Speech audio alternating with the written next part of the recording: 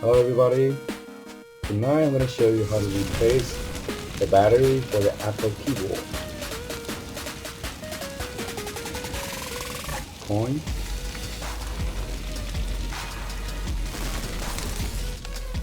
Open it.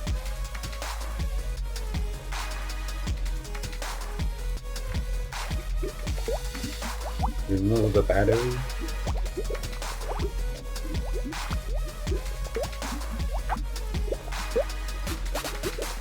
And insert the AA battery this way.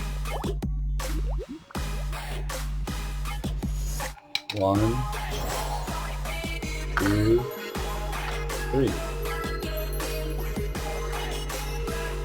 Put the knob back. The coin.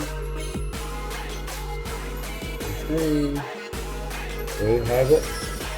And press the power button on the side, and you'll see the light change. Right? There you go.